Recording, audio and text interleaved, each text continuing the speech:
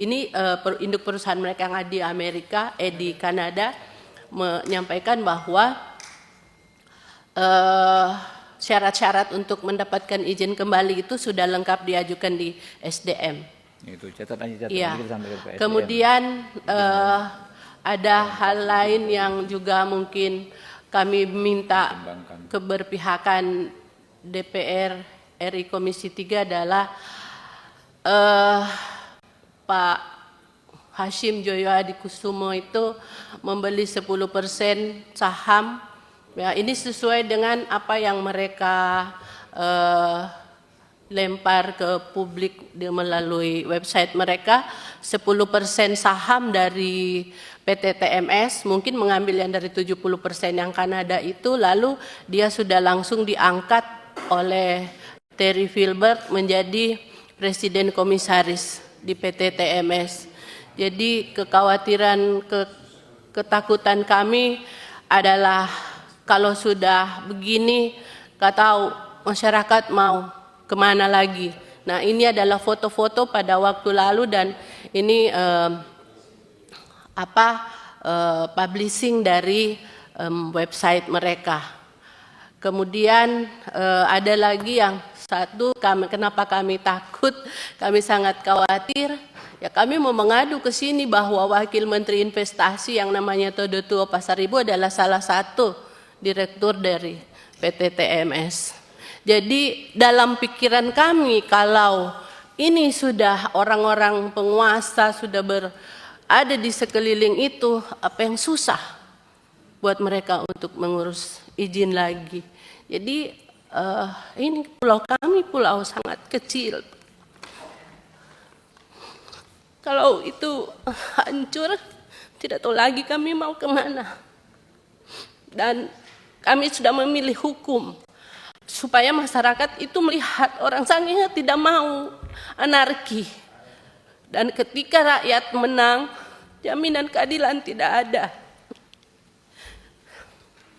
Jadi kenapa kami berharap Komisi 3, bahkan Polhukam di bawah pimpinan Pak Mahfud sudah ke sana, di mana Polhukam menemukan banyak sekali kebohongan.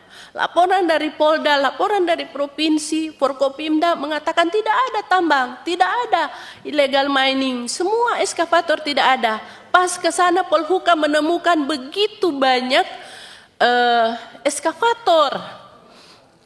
Ini baru beberapa hari lalu, tapi ada gambar Polhukam tidak, ini ya, banyak yang kami sudah lakukan. Bahkan Pak Mahfud waktu lalu sangat gencar menyatakan bahwa illegal mining di Sangihe, jadi pulaunya seperti ini. Mungkin yang tadi dikembalikan lagi, ada sedimentasi yang sangat parah, sekarang sudah sekitar 2 meter, lalu ada 3 penelitian yang belum terpublish, tetapi ada yang menyatakan bahwa airnya sudah tidak bagus, kemudian ikan-ikan juga sudah mulai terpengaruh, koral mulai memutih. Jadi ini kan hanya pulau kecil, jadi akan beredar dengan cepat kerusakan alam di sana.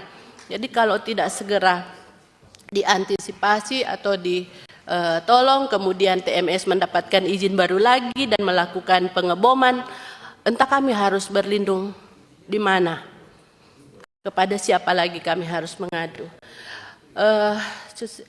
Ada tadi nah ini bukti dari Polhukam, Pak Mahfud mengutus 3 orang ahlinya sampai di sana.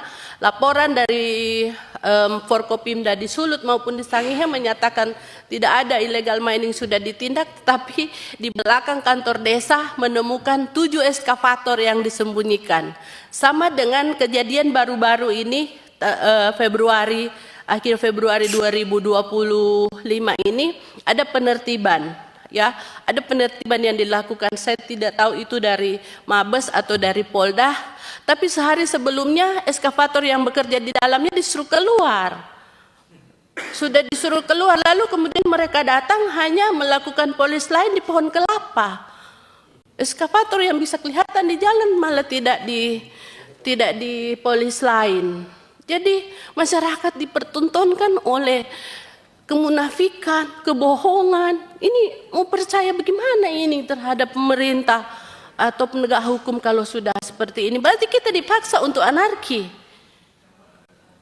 untuk menggiring masyarakat percaya hukum susah luar biasa. Tetapi saya bilang tidak boleh kita mari menggunakan hukum karena untuk mereduksi konflik. Toh sudah di situ ternyata susah ini. Makanya kami datang ke sini berharap Komisi 3 mau ke Sangihe. Oke, mungkin ini nanti bisa tentang ada yang dilakukan oleh Barreskrim beberapa waktu lalu, tetapi saya tidak melihat keseriusan. Karena misalnya orang yang ditangkap seperti yang namanya Stanley Tanris hanya dihukum 7 bulan penjara, padahal kedapatan sementara melakukan penambangan ilegal. Lalu ada beberapa oknum aparat yang sempat diproses hukum, cuman tidak tahu bagaimana ya, karena mereka kan sangat hanya di internal, jadi masyarakat tidak paham apa yang dilakukan di tingkatan Polda Sulut maupun sampai dengan ke Barreskrim.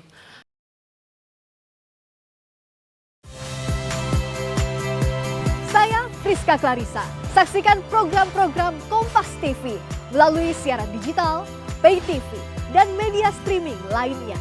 Kompas TV, independen, terpercaya.